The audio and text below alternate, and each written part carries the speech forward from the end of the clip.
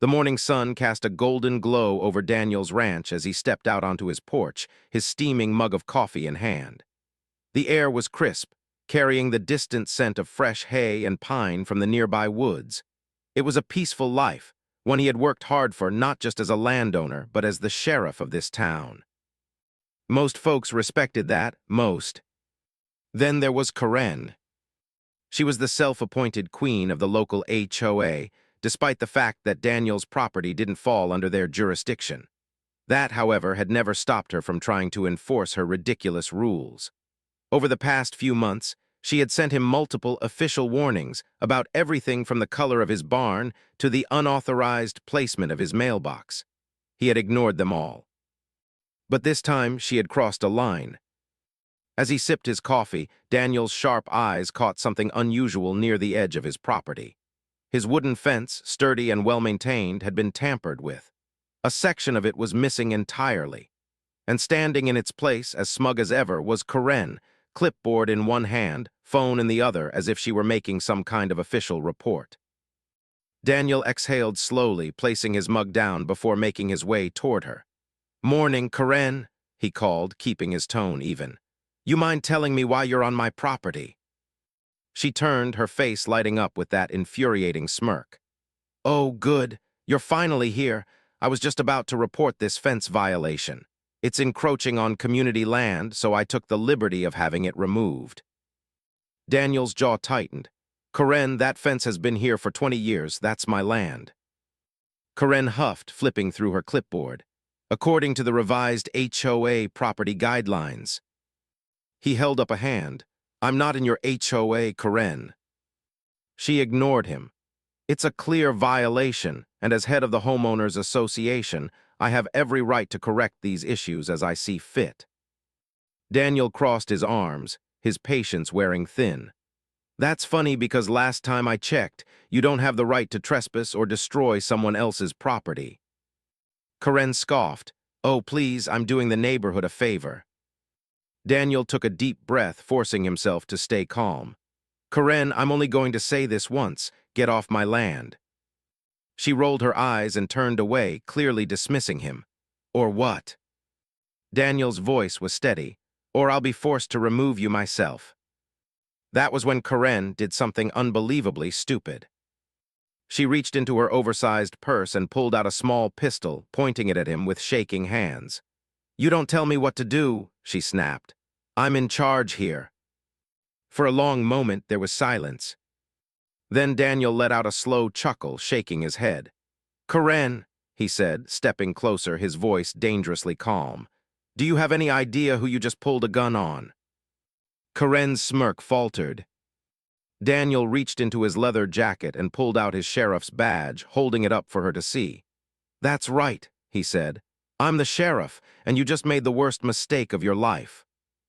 Karen's face drained of color the second she saw the sheriff's badge glinting in the morning sun. Her hands, already unsteady, trembled even more as she clutched the pistol. She opened her mouth as if to say something, but no words came out. Daniel didn't flinch, didn't move fast, didn't do anything that might escalate the situation. Instead, he took a slow step forward, his voice low and calm. "I'm going to give you one chance, Karen. Put the gun down." Karen let out a nervous laugh, but it was forced. "Oh, don't be dramatic, Daniel. This isn't serious. I wasn't actually going to shoot." Daniel tilted his head. "Then why pull a gun on a law enforcement officer?" She swallowed hard, her eyes darting around as if looking for an escape. It's just for protection. I live in a community that values security, you know. I was just making sure you weren't threatening me." Daniel's lips twitched into a humorless smile. "I asked you to leave my property. You responded with a firearm. Do you know what that's called, Karen?" Her breath hitched. "Aye." Daniel took another step forward, his boots crunching against the dirt. "That's called brandishing a weapon with intent to intimidate. A felony.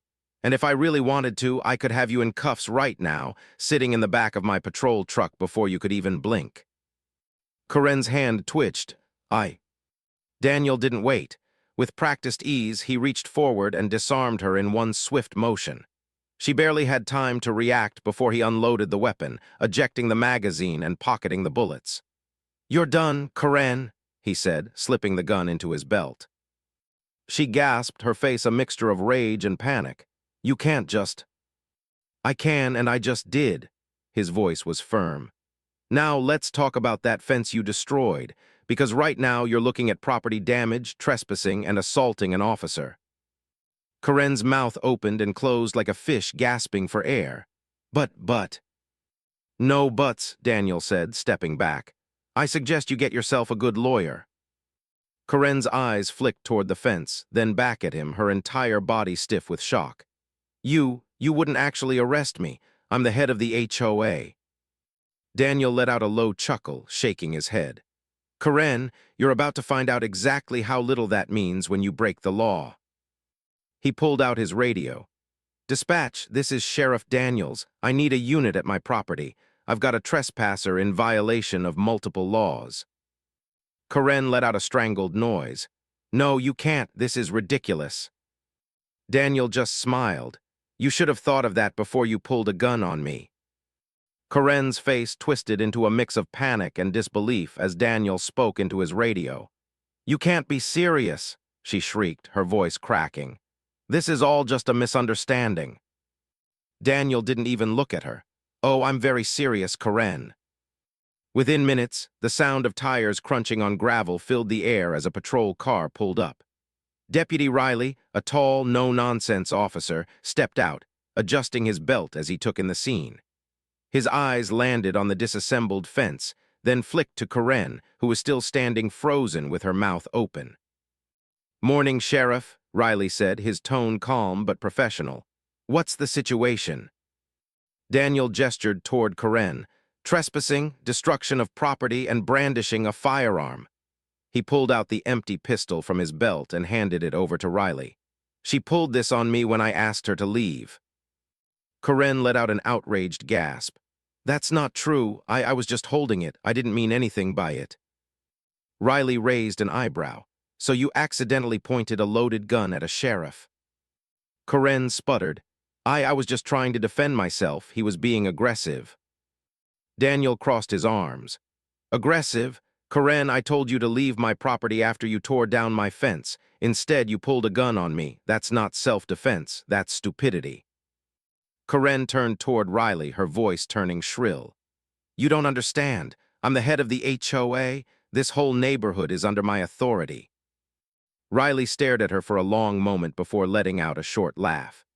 "Ma'am, this isn't a homeowners association dispute. This is criminal law, and in case you forgot, the sheriff here outranks your little HOA." Karen's face turned an alarming shade of red. "You can't arrest me." Daniel sighed, pulling out his cuffs. "Karen, I'm placing you under arrest for trespassing, destruction of property, and brandishing a firearm with intent to intimidate. You have the right to remain silent." "No," Karen screeched, stumbling backward. "You can't do this. I'll sue. I'll have your badge. I have connections." Daniel chuckled. "You mean the mayor, the same mayor who's already sick of your nonsense?" Karen's face went pale. "That's right," Daniel continued. "Mayor Thompson already knows all about you, and something tells me he won't be too eager to bail you out."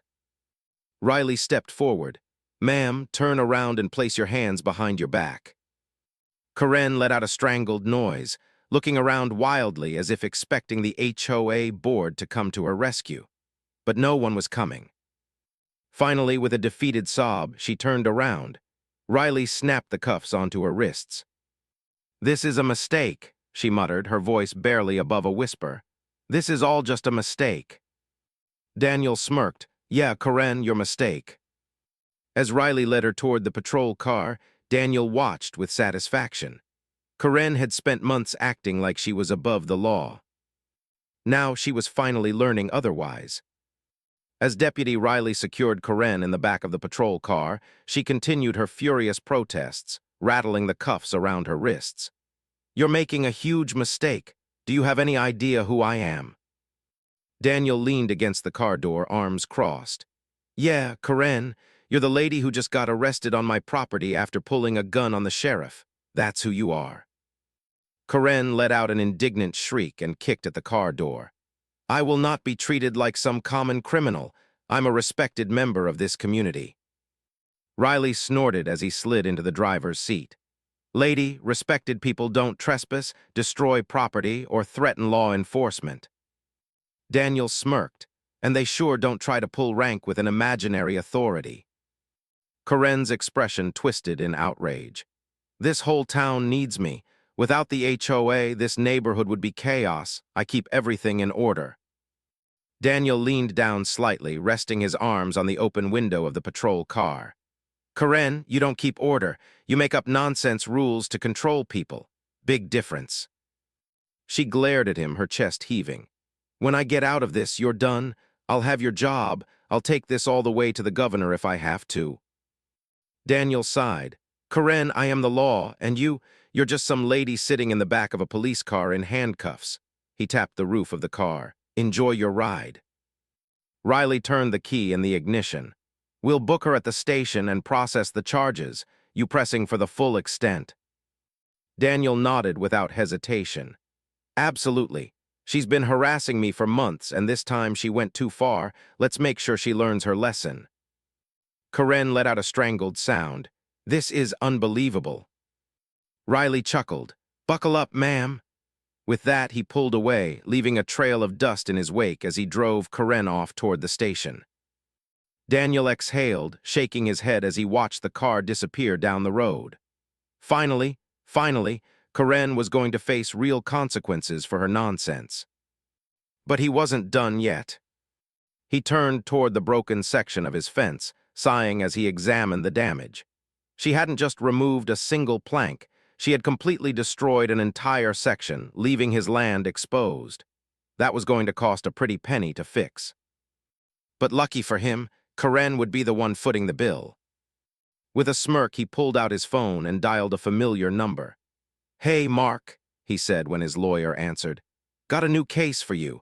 HOA Karen just got herself arrested on my property, and I'm gonna need her to pay for the damage. Mark laughed on the other end. Oh man, I was waiting for this day. Send me everything you've got.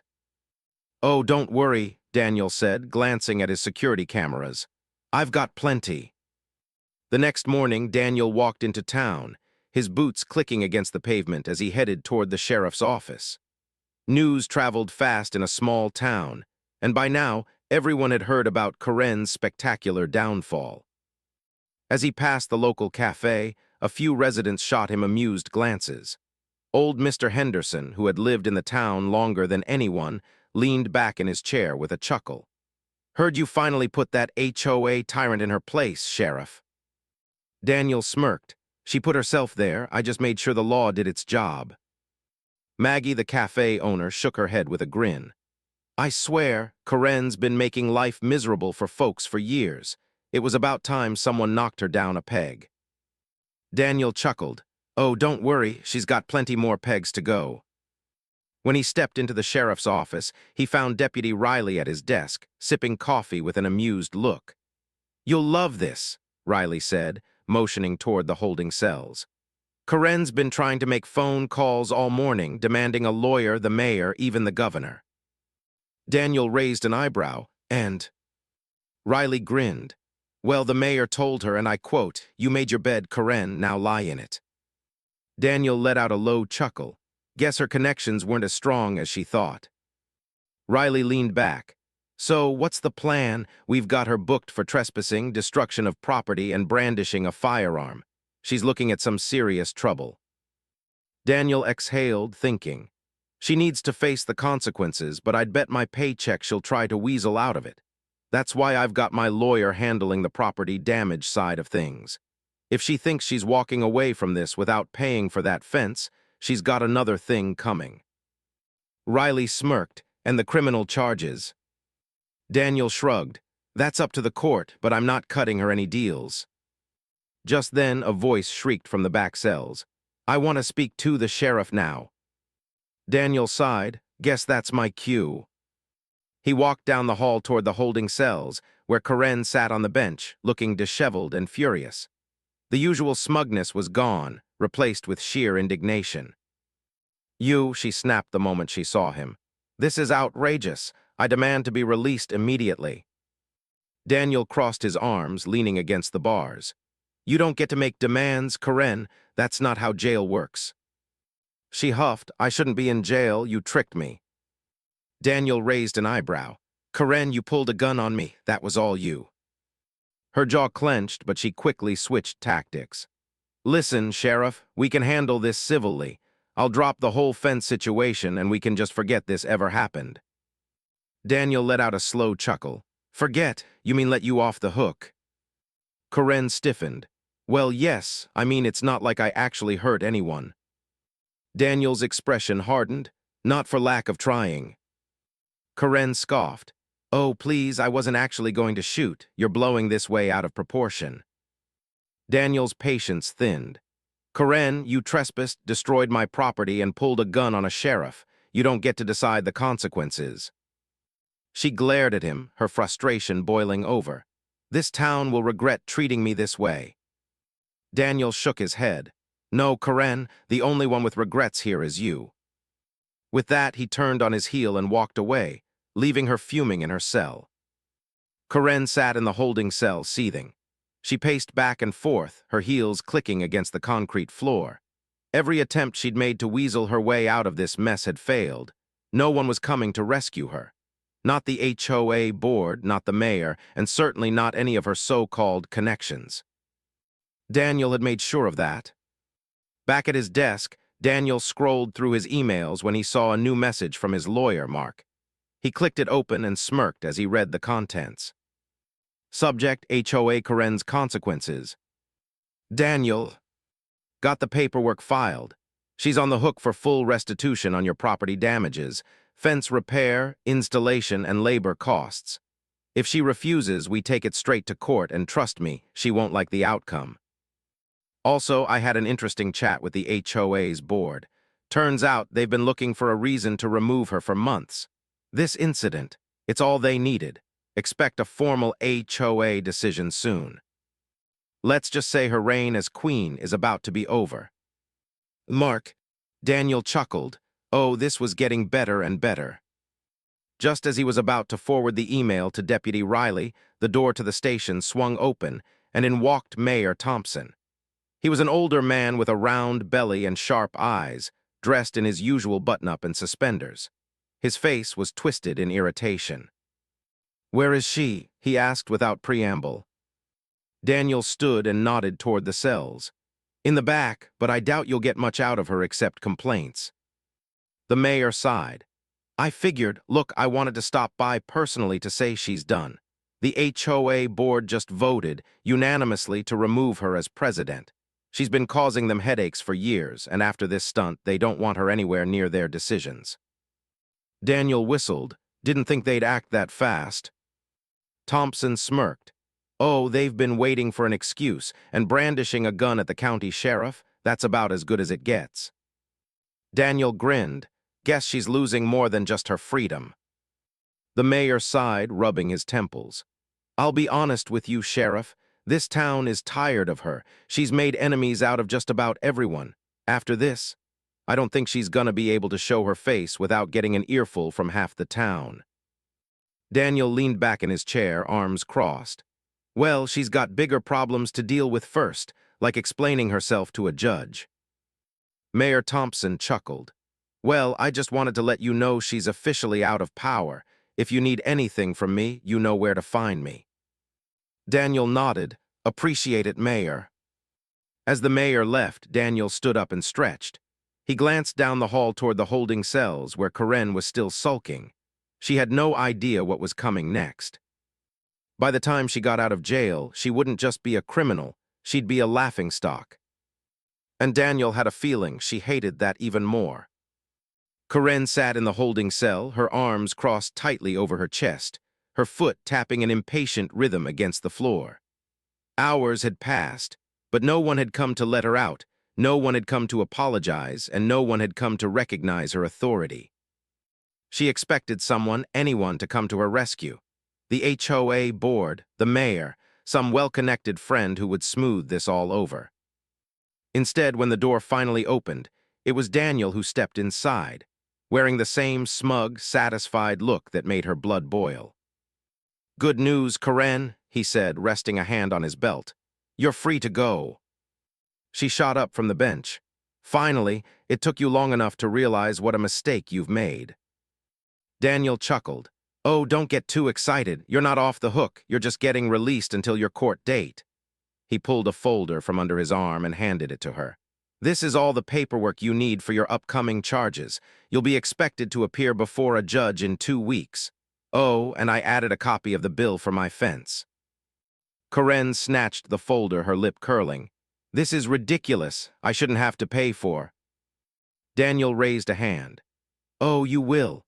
Or my lawyer will make sure the court forces you to.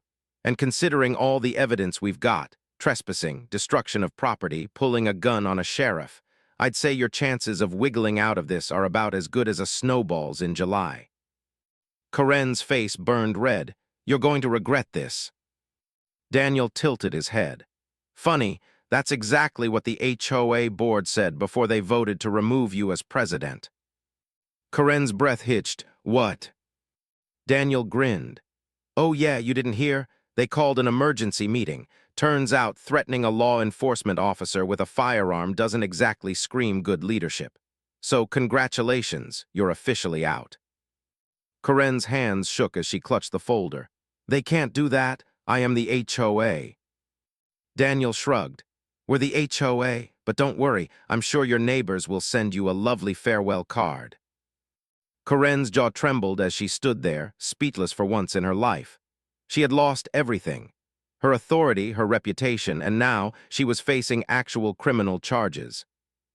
Daniel smirked. "Anyway, you're free to go, but word of advice, maybe stay out of trouble for a while." Karen stormed past him, pushing through the door of the station, her heels clicking aggressively against the floor. But as soon as she stepped outside, she froze. A small crowd of town residents had gathered, many of them holding their phones, snapping pictures and recording videos. A few people even clapped. "Looks like Karen isn't above the law after all," someone muttered loud enough for her to hear.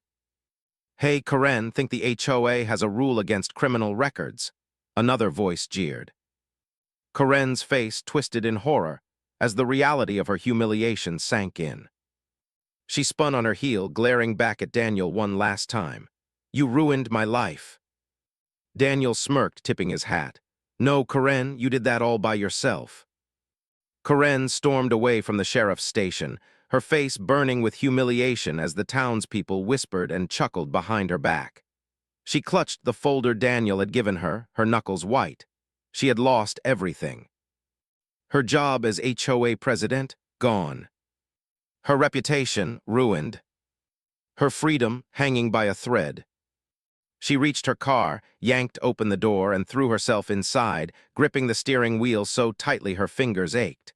She had spent years ruling over this town, enforcing rules, dictating what people could and couldn't do. And now she was just another criminal, the laughingstock of the very people she once controlled. She let out a frustrated scream, slamming her hands on the dashboard. Meanwhile, back in town, Daniel stood on the station's front steps, watching Karen drive off in a cloud of dust. Deputy Riley walked up beside him, hands in his pockets. "Think that's the last we'll hear from her." Daniel chuckled. "Oh, she'll try to crawl her way back. People like her always do, but after this," he shook his head, "she's got no power left." Riley smirked. "I'd pay good money to see her face when she realizes her neighbors won't even let her sit on the HOA board again." Daniel grinned. "Oh, I don't think they'll just keep her off the board. I wouldn't be surprised if they start revering every stupid rule she ever put in place." As if on cue, Maggie from the cafe walked by, calling out with a grin, "Hey, Sheriff, you should stop by later. We're celebrating tonight." Daniel raised an eyebrow. "Celebrating what?" Maggie laughed. "The HOA just voted to remove all of Karen's ridiculous restrictions. Front yard gardens are back, wind chimes are allowed again, and people can finally paint their houses any color they want. It's like a whole new town." Daniel let out a low chuckle. "Now that is poetic justice." As the sun began to set over the town, Daniel walked back to his truck, feeling lighter than he had in months. The nightmare of HOA Karen was finally over. His property was safe, his town was free, and most importantly, he had proven once and for all that no one was above the law. And as for Karen, well, she was about to learn what life was like when you had no power at all.